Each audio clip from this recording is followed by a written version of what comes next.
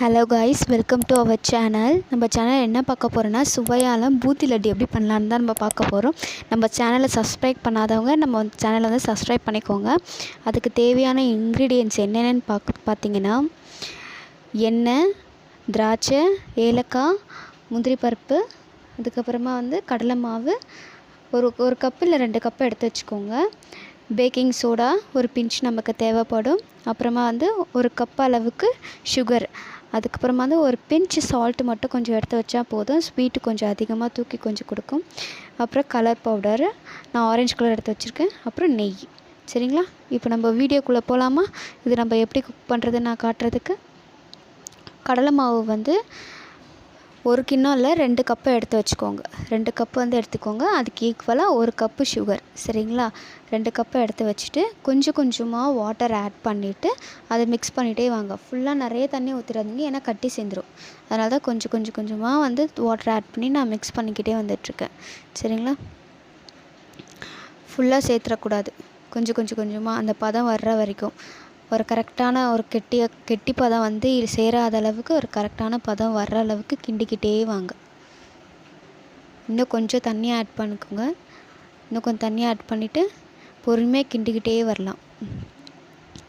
அப்படி கிண்டி விட்டுக்கிட்டே வந்துட்டே இருந்தோன்னா ஒரு தோசை மாவு பதம் அளவுக்கு வந்துடும். அந்த அளவுக்கு வரணும். அப்போ தான் அந்த கரெக்டான பதம்ன்றது வந்து அர்த்தம். கொஞ்சம் ஒரு பிஞ்சு சால்ட்டு மட்டும் கொஞ்சம் சேர்த்துக்கலாம். ஏன்னா நம்ம அதோட சக்கரை தண்ணியும் சேர்ப்போம் இல்லைங்களா? அப்போ வந்து ஸ்வீட்டு இருக்கிறதுனால நம்ம சால்ட்டு போட்டோன்னா கொஞ்சம் ஸ்வீட் வந்து தூக்கி கொடுக்கும். அதுக்காக சால்ட்டு. அப்புறம் ஒரு பிஞ்ச் அளவுக்கு பேக்கிங் சோடா. அப்போ தான் நல்லா வந்து பொரிச்சு வரும். நம்ம எண்ணெயில் நம்ம பண்ணும்போது நல்லா அது மிக்ஸ் பண்ணிக்கோங்க. நம்ம தேவைன்னா ஃபுட் கலர் வேணால் நம்ம போட்டுக்கலாம். நான் ஆரஞ்சு கலர் போட்டுக்கிட்டேன். உங்களுக்கு எல்லோ கலர் வேணால் எல்லோ கலரும் போட்டு மிக்ஸ் பண்ணிக்கலாம். சரிங்களா? நல்லா இன்னும் நான் டார்க்காக வரணும்னா இன்னும் டார்க்காகவும் போட்டுக்கலாம். அந்த மாதிரி எவ்வளோ வேணுமோ போட்டுக்கலாம். இப்போ நான் ஒரு கடாயில் எடுத்து ஒரு எண்ணெய் வந்து ஊற்றிக்கிறேன். தேவையான அளவுக்கு எண்ணெய் ஊற்றிக்கிறேன். அது பொரிச்சு எடுக்கிற வரைக்கும் நான் எண்ணெய் ஊற்றிருக்கேன் தேவையான அளவுக்கு. சரிங்களா? இன்னும் அதிகமாக எண்ணெய் தேவைன்னா கூட யூஸ் பண்ணிக்கலாம். நான் எண்ணெய் காஞ்சிருச்சு, சூடாகிடுச்சான்னு நல்லா பார்த்து நல்லா கொதி வந்துட்டு சூடாகிடுச்ச உடனே எனக்கு வந்து அந்த ஜெல்லிக்கரண்டி வச்சுருக்கேன் இல்லைங்களா? இனிமேல் ஓட்டக்கரண்டியில் வந்து இந்த மாதிரி நம்ம எடுத்து வச்சுருந்த மாவை வந்து போட்டிங்கன்னா அது நீங்கள் தட்டை கூட தேவையில்ல, அதுவே விழுந்துடும். கொஞ்சம் நல்லா தட்டு மட்டும் விடுங்க. இப்போ நல்லா வந்து ரொம்பவும் வந்து வேக வேண்டாம். அது சும்மாவே அதை நம்ம ஏன்னா பேக்கிங் சோடா போட்டதுனால அது பொரிஞ்சு நல்லா மேலே வந்துடும். நல்லா மேலே எண்ணெய்க்கு மேலே நல்லா மிதக்க ஆரம்பிக்கிற மாதிரி இருக்கும். சும்மா ஒரு 5 செகண்ட்ஸ் மட்டும் வெந்தாலே போதும். நல்லா அது கொதிச்சுட்டு டக்குன்னு வந்து எடுத்து ஒரு பிளேட்டில் வந்து ட்ரான்ஸ்ஃபர் பண்ணி வச்சுக்கோங்க. ஏன்னா அப்போ தான் நல்லா கொஞ்சம் முறுமுறுன்னு இருக்கும். நான் அகெயின் இதே மாதிரி பண்ணுறேன். நல்லா பாருங்கள். கொஞ்சம் பார்த்து பண்ணுங்கள், எண்ணெயெல்லாம் மேலே தெரிச்சிரும். இதே மாதிரி பண்ணிகிட்டே இருந்துருங்க. இது பண்ணுறதுக்கு ரொம்ப நேரம் ஆகாது. சிம்மில் தயவு செஞ்சு வச்சிடக்கூடாது. ஏன்னா வந்து அந்த மாவுலாம் கீழே போயிட்டு அது வேகாத மாதிரி ஆகிடும். எப்போவுமே வந்து ஹை ஃப்ளேம்லேயே வச்சுக்கோங்க. மீடியம் ஃப்ளேமில் கூட வேண்டாம். டக்குன்னு எடுத்து பண்ணிக்கிட்டே இருங்க. சரிங்களா? ஏன்னா இது பண்ணுறதுக்கு இந்த மாதிரி ஒரு பொரிக்கிறது வந்து 5 நிமிஷம் தான் ஆகும். இப்போ நான் எல்லாத்தையுமே எடுத்து வச்சுட்டேன். இது நம்ம வந்து மிக்சியில் போட்டு அரைக்க தான் போகிறோம். சரிங்களா? இது ஒரு தனியாக ஒரு பிளேட்டில் நான் வந்து எடுத்து வச்சுக்கிட்டேன். சூடு ஆறட்டும். இப்போ நான் வந்து ஒரு பேனில் வந்து சர்க்கரை பாகு ரெடி பண்ணுறதுக்கு 1 கப் அளவுக்கு சர்க்கரை எடுத்துக்கிட்டேன். சரிங்களா? 1 கப் அளவு சர்க்கரை, அப்புறம் கொஞ்சம் தண்ணி ஆட் பண்ணிக்கிறேன். ஏன்னா 2 கப்பு கடலை மாவு எடுத்தோம். 1 கப் அளவுக்கு சுகர், அப்புறம் வந்து 2 பீஸ் வந்து ஏலக்காய் போட்டுக்கிறேன்.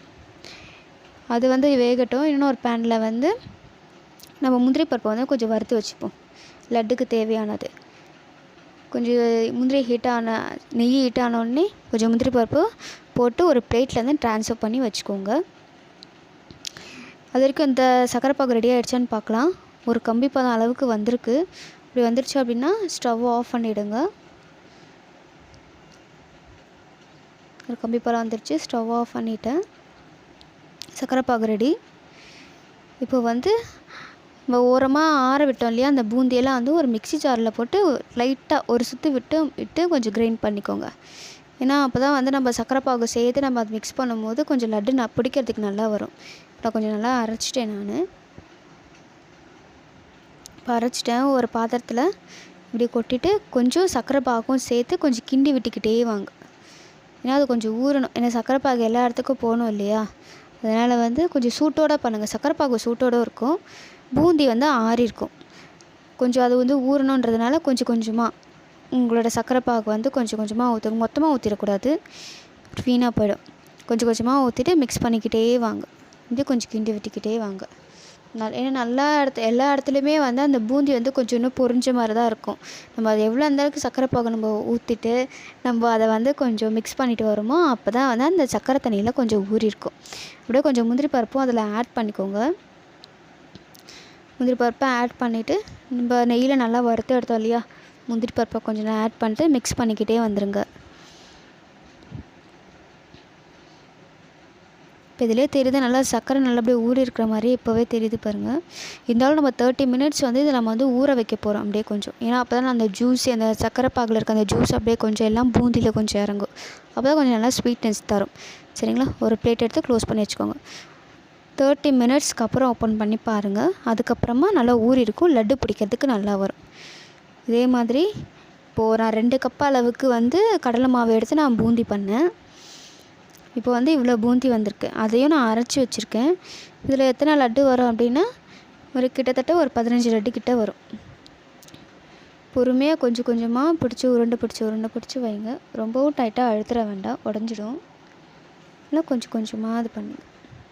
இப்போ நம்ம மிக்சியில் அந்த மிக்ஸி ஜாரில் வந்து போட்டு பூந்தியை அரைச்சதுனால இப்போ லட்டு பிடிக்க ஈஸியாக வந்திருக்கு. இல்லைனாலும் லட்டு பிடிக்க வரும், இருந்தாலும் வந்து அந்த பூந்தி இருக்கிறது வந்து தெரியும். இன்னும் அரைச்சி வச்சு நம்ம பண்ணோம்னா இன்னும் நல்லா தெரியும். கொஞ்சம் கொஞ்சமாக உருண்டை பிடிச்சி ஒரு பிளேட்டில் வந்து ட்ரான்ஸ்ஃபர் பண்ணி வச்சுருங்க. அவ்வளோதான், இப்போ சுவையான லட்டு ரெடி. இது நீங்களும் ட்ரை பண்ணி பாருங்கள்.